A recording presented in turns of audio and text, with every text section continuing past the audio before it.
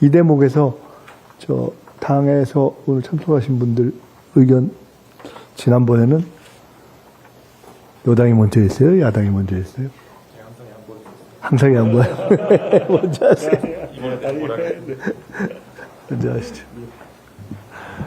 먼저 이렇게 세 번째 저희가 청년정책장관 회의인데요. 이렇게 다시 한번 불러주셔서 너무 감사드린다는 말씀 꼭 드리고 싶고요. 특히나 오늘 주제가 이 결혼 친화형 제도 개선 추진 방안입니다. 첫 번째 회의 때 저희가 이야기했던 부분이고 이 부분에 있어서 그때 정말 많은 분들이 공감해 주신 것 같아요. 이 문제에 대해서 공감을 해 주셨고 그걸 또 이렇게 결과물로 같이 연결해 주셔서 개인적으로도 너무 영광이기도 하고 너무 감사드린다는 말씀을 꼭 좀 드리고 싶습니다. 안 그래도 어제 대통령께서 이렇게 기자회견을 하시는데 저 개인적으로 참 반가웠던 말 중에 하나가 결혼하고 출산해서 사는 게 진짜 얼마나 사람이 행복한 일이냐라는 말씀을 하셨어요, 중간에.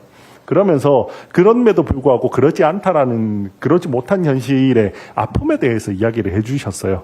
그게 그렇게 대통령께서 공감해 주신다면 우리 청년들이 더 많이 결혼하고 행복한 가정을 가지고 살 수 있도록 우리 이재명 정부가 좀 그렇게 나아갈 수 있지 않을까라는 그런 약간 기대도 가졌고 그리고 거기에 저도 좀 더 협력하고 또 야당으로서도 협력할 건 협력하고 또 뭐 지적할 건 지적하고 이렇게 해야겠다라는 생각이 많이 들었습니다. 오늘 전반적으로 이 제도는 너무나도 대부분 동의하는 부분입니다. 정확히 말하면 이제 결혼 페널티에 대한 부분이었죠. 결혼을 함으로 인해서 더 불리해지는 것들을 이제 좀 개선하자라는 부분을 이야기를 많이 해주셨는데 다만 한 가지 여기서 저는 조금 더 나아가야 한다고 생각을 해요. 왜냐하면 오늘 거는 거의 대부분 혼인신고를 함에 따라서 오는 불이익에 대한 부분인 것 같아요.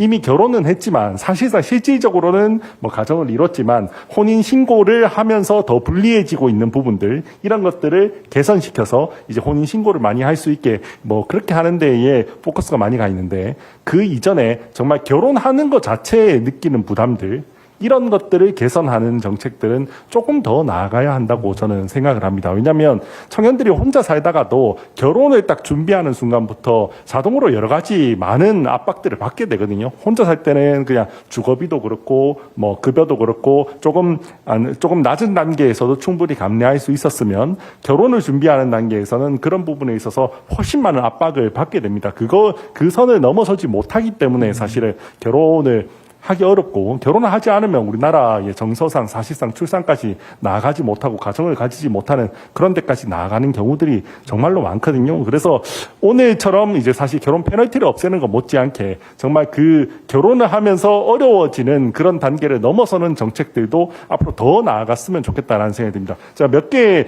최근에 있었던 사례들 중에 뭐 기사도 하고 했던 거를 좀 검색해 보면 막 이런 것들이 있어요.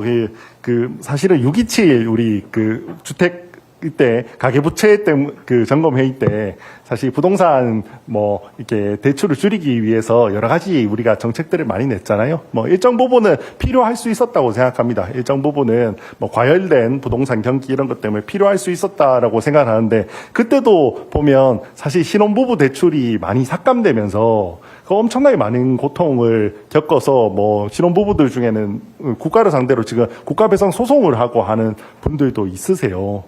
사실은 조금만 우리가 이 가정을 가지는 게 되게 중요한 일이다라는 걸 우리가 생각했으면 그래도 우선순위에 있어서 여러 가지 우리가 대출 제한 정책이라든지 부동산 정책을 세우면서도 그래도 신혼부부들은 조금 보호하는 쪽으로 이렇게 저는 조금 더 신경을 쓸 수 있지 않았을까라는 아쉬움이 사실 조금 있습니다.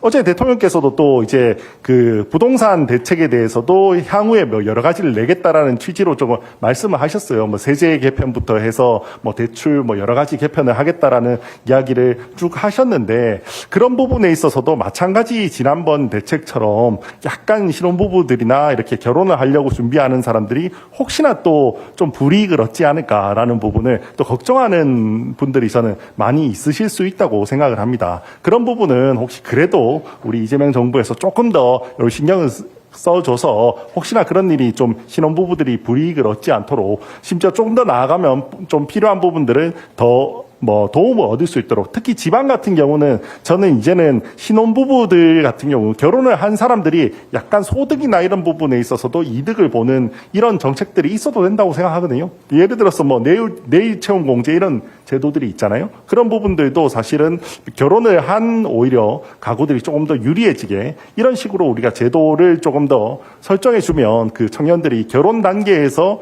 겪는 어려움들 그런 것들을 좀 더 쉽게 극복하고 많이 행복한 가정을 가지게 되지 않을까라는 생각이 듭니다. 오늘 그래도 이 취지에 너무 공감해 주셔서 너무나도 감사드리고요. 앞으로도 조금 더 많은 정책들이 나왔으면 좋겠습니다. 이상입니다.